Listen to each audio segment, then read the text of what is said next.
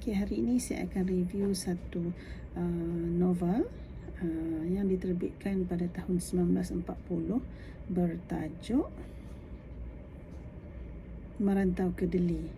Mungkin ramai yang dah baca novel ni, tapi saya nak review juga sebab pada saya this is a good novel. It's not ordinary novel but extraordinary novel. Okay, buku ini diterbitkan pada tahun 1940, mempunyai lebih kurang 240 muka surat. Sebenarnya ini karya yang diterbitkan semula, bukan, this is not the original cover lah kepada novel ini. PTS menerbitkan semula buku ini pada tahun 2015. Okay. Harga I'm not so sure berapa harga sebab saya tak nampak dia punya price tag berapa. Tapi boleh cuba call PTS kalau anda ingin untuk dapatkan buku ni. Actually novel ini berkaitan dengan kisah cinta Leman dan Poniam. Yes, Poniam ni wanita berketurunan Jawa, manakala Leman adalah lelaki berketurunan Padang, which is yang sangat memegang kepada adat Minang. Novel ini dipecahkan kepada 5 topik utama. Okay, which is yang first topik adalah percintaan Leman dan Poniam. Yang kedua adalah keadaan di mana selepas mereka berumah tangga, bahagia, gembira. Okey, scene ketiga, bab ketiga adalah bab kisah di mana si Leman ni berkahwin lagi satu atas kehendak keluarga, mengikut adat dan budaya kaum Padang. So which is dia mengahwini wanita sekampung dia. Okay, fasa bermadu. Dan kemudian dia jump into fasa bercerai, di mana Leman menceraikan Poniam dengan talak 3. Kat situlah konflik. Ada sedih dekat situ, di mana penulis pandai memainkan peranan dia. Menulis menyebabkan kita pun rasa yes, I feel you, Poniam. Macam itulah, kita rasa kesedihan Poniam itu. Dan yang terakhir sekali adalah, this is the best part lah, part pembalasan, di mana Leman dan Poniam ni setelah berkahwin, mereka menjalankan berniaga kain di Deli, nama tempat tu. Part 5 ni ialah part yang paling saya rasa macam thrill sekali, sebab puas bila mana Leman ni seolah-olah mendapat pembalasan bila dia menganiaya lah, mengkhianati kesetiaan dan kasih sayang si Poniam ni. Dekat sini ni dah ujung-ujung lah, bagaimana perniagaan dia merudum jatuh, perniagaan Leman, bagaimana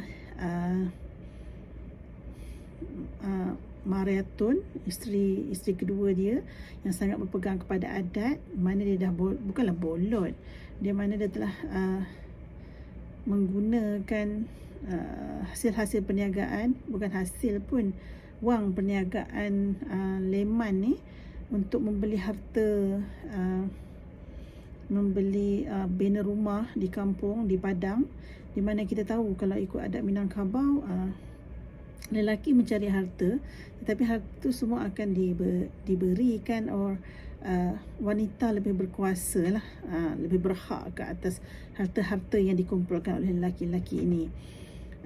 Kat situ kita rasa puas tau.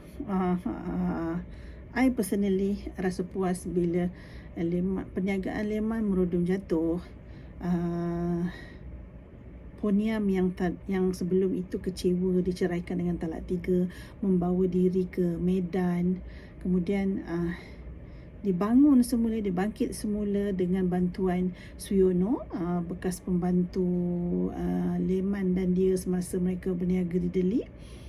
Bagaimana Poniam meniti kejayaan, mengumpul kekayaan, kemudiannya membeli harta di Delhi, settle down di Delhi, dan bagaimana dia tidak membalas perbuatan Leman kepada dia, tapi dia kemenangan yang Poniam perolehi dengan berbuat baik sahaja kepada Leman tanpa rasa dendam kepada si Leman ni lah.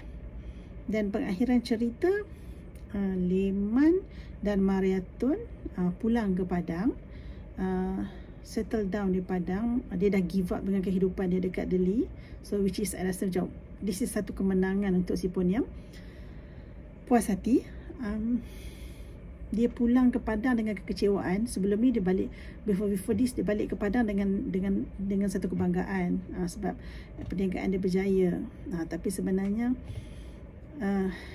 bila dia berbuat jahat kepada isteri dia, si Poniam ni, menganiaya si Poniam ni, Tuhan membalas dengan kita sendiri dapat lihat perniagaan dia merudum jatuh.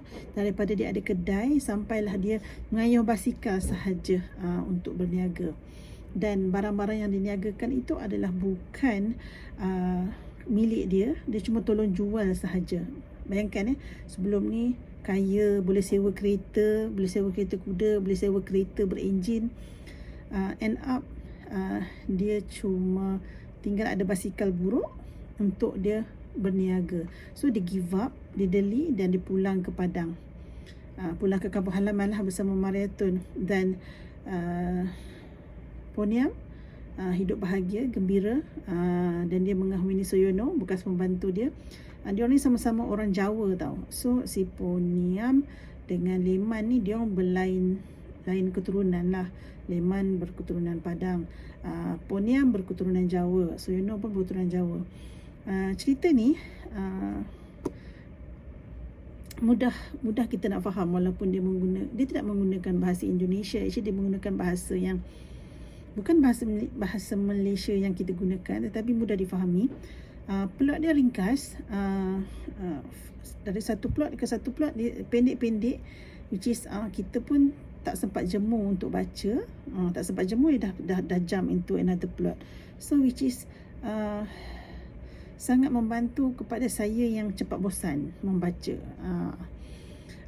Dalam pengajaran yang kita dapat dalam novel ni, satu, menghargai orang yang sentiasa ada dengan kita di saat kita susah, apatah lagi di saat kita senang, apatah lagi di saat kita susah. So which is apabila hargailah orang-orang yang ada di sekeliling kita, bersama kita ketika kita susah. Dan penghargaan itu tidak sepatutnya berhenti meskipun kita sudah berjaya. Dan yang kedua, kita mempelajari adat Minang. Actually kalau orang Minang, dia dah familiar dengan adat dan budaya dia, which is di mana kalau kita yang bukan daripada kalangan mereka, so we learn something on this. Kita belajar adat Minang itu apa. Kita boleh nampaklah bagaimana wanita ada kelebihan dalam adat Minang ni, di mana lelaki tidaklah diketepikan, tetapi lelaki ni kena berusaha lebih keras, macam tu. So suggested berapa bintang? Kalau koleksi Hamka yang tenggelamnya kapal Van der Wijk tu, saya tak habis-habis baca sampai sekarang. Tapi untuk novel ini, saya cuma perlukan 2 hari untuk saya membacanya. Sangat seronok. Recommended. So if you got time, if you got money, go and buy this book. Alright.